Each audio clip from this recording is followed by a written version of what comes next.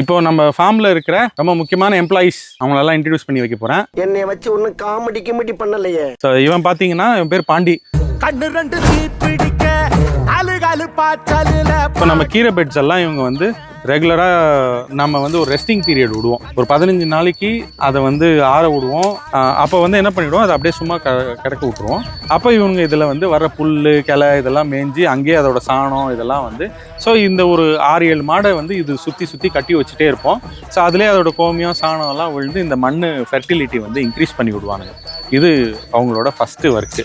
இல்லாமல் நம்மளுக்கு எரு உற்பத்தி பண்ணி தர்றது, பேசிக்காக நம்மளுக்கு ஜீவாமிர்தம் பஞ்சகவியம் பண்ணுறதுக்கான பேசிக் இடுபொருள்லாம் இவங்க நம்மளுக்கு கொடுக்குது. ஸோ இது எல்லாமே காங்காய் ரக மாடு. இது எல்லாமே ஓங்கோல், அதாவது எல்லா நியூட்ரிஷன் கிடைக்கிறது நம்மளுக்கு பாக்டீரியாஸ் தேவைப்படுது.